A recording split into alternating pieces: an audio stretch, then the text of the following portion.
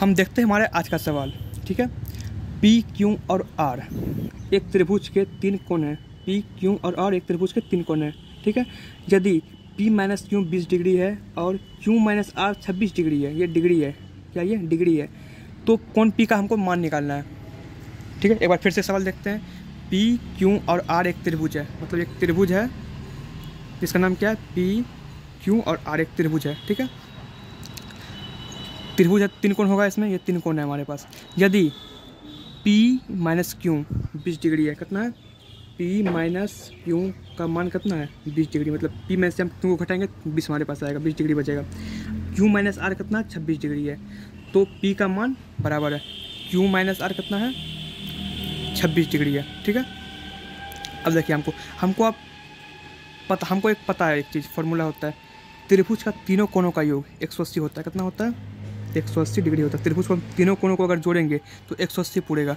ठीक है, अब हमको बताइए, P एक कोण है, फिर Q, फिर R, ये तीनों कोण है। अब तीनों को जोड़ेंगे तो क्या पूरेगा, मेरा 180 पूरना चाहिए। मेरा तीनों को जोड़ने के बाद मेरा 180 पूरना चाहिए। ठीक है, 180। अब हमारे पास यहाँ पर कुछ वैल्यू दिया हुआ है, इसमें से हम इसको अगर इसमें हम पुट कर देते हैं तो हमारा किसी न किसी एक एंगल का मान निकल जाएगा। उसके बाद हम जो हमसे पूछा है उसका मान निकाल लेंगे हम। ठीक है, अब देखिए यहाँ पे हम पी क्यू आर, हम किसी एक टर्म में इसको कन्वर्ट कर देते हैं। जैसे हम अब मान लीजिए हम P माइनस क्यू है, तो हम इसको अब P में कन्वर्ट कर लेते हैं। P का वैल्यू क्या हो जाएगा, 20 प्लस क्यू हो जाएगा। ठीक है, P का वैल्यू क्या हो जाएगा यहाँ पे 20 प्लस क्यू हो जाएगा। अब यहाँ पे Q माइनस आर है। ठीक है, या फिर हम इसको यहाँ हम Q का वैल्यू भी निकाल सकते हैं। यहाँ पे Q का वैल्यू क्या हो जाएगा, Q का वैल्यू क्या हो जाएगा 20 प्लस P प्लस 20 हो जाएगा Q का वैल्यू, क्योंकि Q इधर जाएगा 20 इधर जाएगा, सॉरी यहाँ पे P माइनस 20 हो जाएगा, P माइनस 20 हो जाएगा। Q का वैल्यू कितना हो जाएगा, P माइनस 20 हो जाएगा, क्योंकि 20 इधर जाएगा और Q इधर जाएगा। ठीक है, इधर प्लस में है तो इधर माइनस में हो जाएगा, इधर ये माइनस में तो इधर प्लस में हो जाएगा। Q का वैल्यू क्या आ गया, 20 माइनस P माइनस 20 आ गया, और P का वैल्यू क्या आ गया 20 प्लस Q आ गया। ठीक है, हमसे P का ही पूछा, लेकिन हमारे पास यहाँ Q का वैल्यू नहीं है, तो हम यहाँ पे अगर Q का वैल्यू कहीं से रख देते हैं आके लाके, तो ये हमारा निकल जाएगा। तो हम Q का वैल्यू इससे निकालते हैं आप।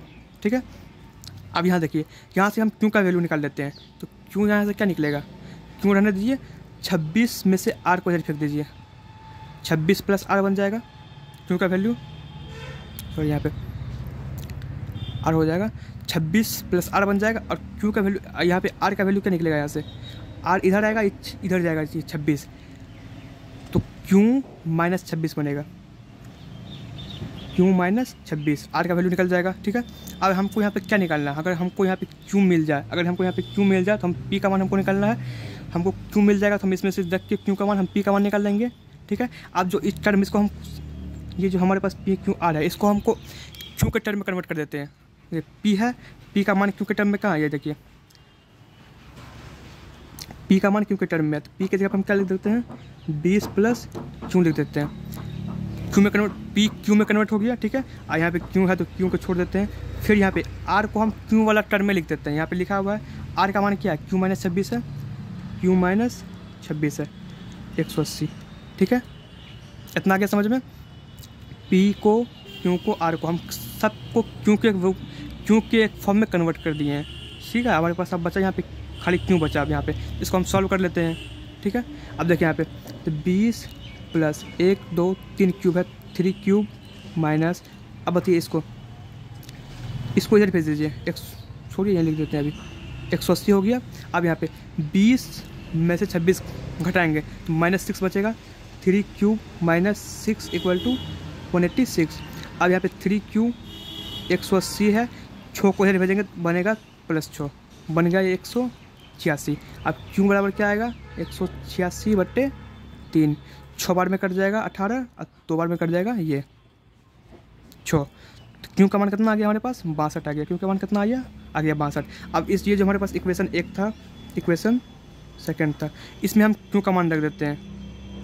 P माइनस क्यू है बराबर 20 है, क्यू का मान कितना है 62, P माइनस 62 बराबर 20, P बराबर क्या हो जाएगा 20, 62 को इधर भेजिए, 62 बराबर 82। तो P का मान क्या आ गया हमारे पास 82 आ गया। P कितना डिग्री का एंगल है 82 डिग्री का एंगल है। ठीक है।